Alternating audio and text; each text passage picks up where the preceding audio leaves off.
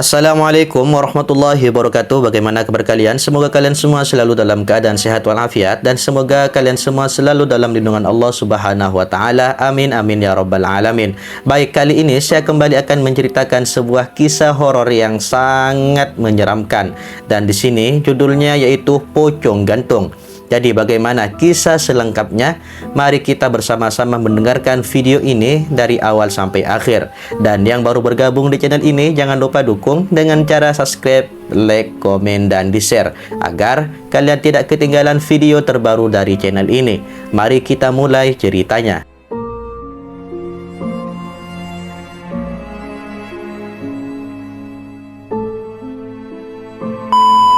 Jadi cerita ini saya alami bersama teman saya pada saat sekitar awal-awal terjadinya pandemi. Saat itu teman saya, sebut saja dia Konar, tiba-tiba mengajak saya untuk melakukan penelusuran ke gedung terbengkalai yang berada di daerah Ciamis. Konar mengajak saya dengan alasan untuk mengisi waktu luang. Dia adalah orang yang cukup skeptis terhadap hal yang berbau mistis. Setiap kita sedang ngobrol hal mistis atau horor bersama teman, Konar menganggap pembicaraan tersebut konyol dan tidak menarik. Alasan Konar mengajak saya untuk melakukan penelusuran saat itu adalah karena itu merupakan waktu yang tepat untuk dia membuktikan hal yang berbau mistis karena pada momen awal pandemi, kegiatan orang-orang dibatasi sehingga malam pun terasa lebih sunyi dari biasanya. Tadinya saya ingin menolak ajakan Konar, tapi Konar bilang tetap akan pergi sendiri.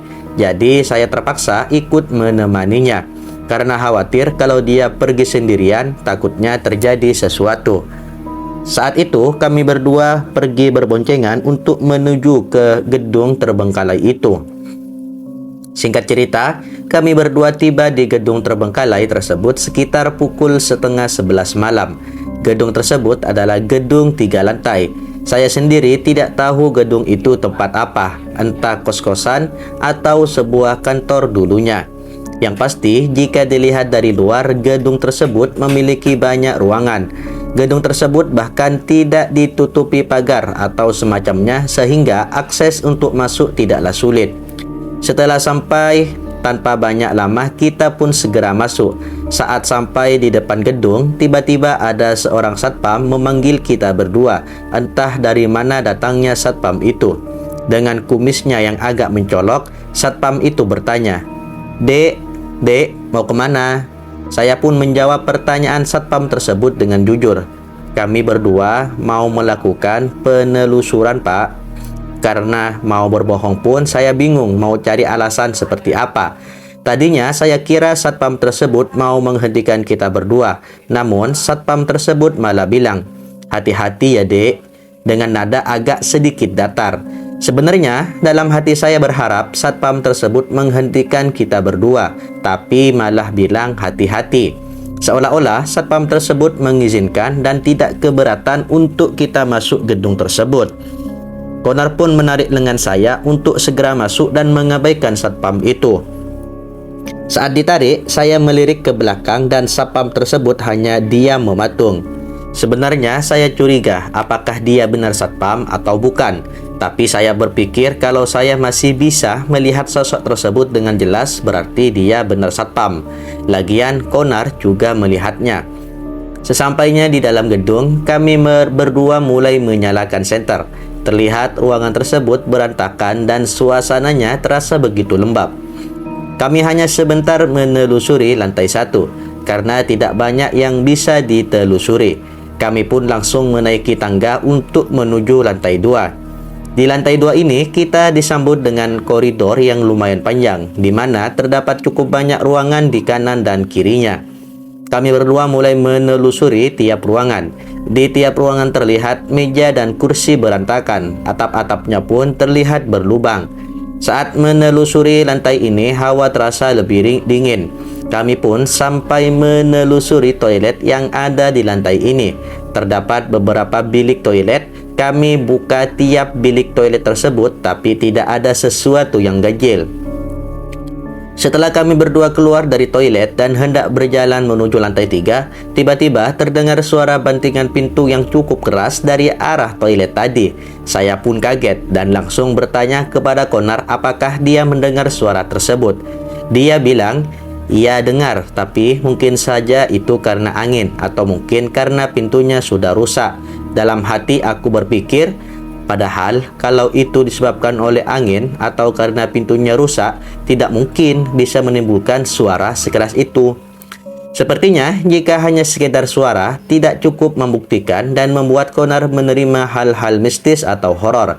Di lantai 3 keadaannya tidak jauh berbeda dengan keadaan di lantai 2. Hanya saja hawa di lantai ini cukup bikin gerah. Kita pun mulai menelusuri tiap ruangan yang ada di lantai tersebut. Saat penelusuran di lantai 3 ini, Konar melakukan hal yang di luar pemikiran saya. Dia malah menyetel lagu dangdut dari HP-nya dengan volume cukup keras. "Hei Konar, kamu ngapain memutar musik dangdut di tempat seperti ini?" Dia pun membalas, "Ya biar seru aja Ben, siapa tahu hantu-hantu yang ada di sini nanti pada keluar dan joget semua." Dia pun lanjut berkata, "Ayo hantu-hantu, sini ikut joget bareng saya." Saya gak habis pikir, sampai segitunya dia ingin membuktikan keberadaan sosok makhluk halus. Setelah beberapa menit, dia mematikan musiknya dan berkata, "Hantunya gak ada yang keluar, kayaknya hantu di sini gak suka joget dangdut." Saya hanya bisa menghela napas tanpa berkomentar. Kita pun melanjutkan penelusuran ke tiap ruangan. Beberapa saat kemudian, tanpa saya sadari, saya terpisah dengan Konar. Tak lama kemudian, saya mendengar suara terikan. Sumbernya berasal dari ruangan yang berada di ujung koridor. Di situ saya melihat Konar terjatuh. Dengan tergagap-gagap, Konar bilang, itu," sambil menunjuk ke arah dalam ruangan yang gelap. Saya pun mengarahkan lampu senter ke arah tersebut. Saya kaget luar biasa saat melihat apa yang ada di ruangan tersebut. Ternyata ada sesosok makhluk hitam yang membentuk siluet seperti pocong yang gantung diri. Sosok tersebut menggoyangkan gantungannya ke arah kiri dan kanan dengan matanya yang merah. Menggerakkan tangannya, menggeliat seperti sedang berusaha melepaskan diri.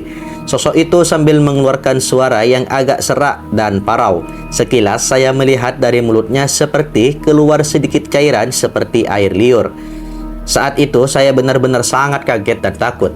Refleks saya menepuk pundak Konar agar dia segera bangun, lalu menarik tangan Konar dan segera berlari meninggalkan lantai tersebut. Wajah Konar saat itu terlihat sangat pucat saking paniknya.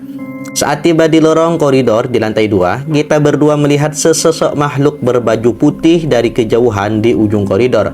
Sosok tersebut berputar-putar dengan kedua tangan yang direntangkan. Sosok tersebut berputar-putar terlihat seperti sedang menari. Kita berdua terdiam sejenak dengan keadaan sangat ketakutan.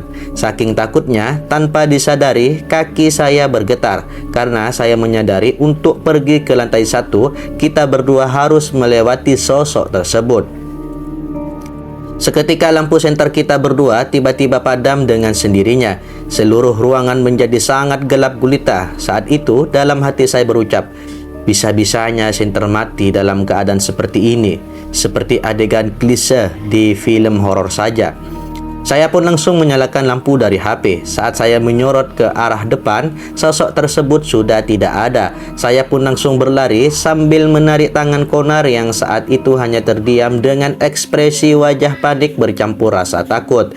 Saat berlari di koridor menuju lantai 1, terdengar suara tawa cekikikan yang menggema. Entah dari mana sumbernya. Sepertinya sosok tersebut merasa puas sudah bikin kita berdua ketakutan. Saat di lantai 1, kita berdua bergegas langsung menuju ke motor. Saat sedang berlari, saya refleks melihat ke belakang. Takutnya ada sosok yang mengejar kita berdua. Saat saya melirik ke belakang, terlihat ada sosok satpam berkumis yang kita jumpai tadi sedang diam di depan pintu masuk gedung tersebut. Satpam tersebut melambaikan tangan seperti mengisyaratkan, "Dadah, terima kasih sudah berkunjung."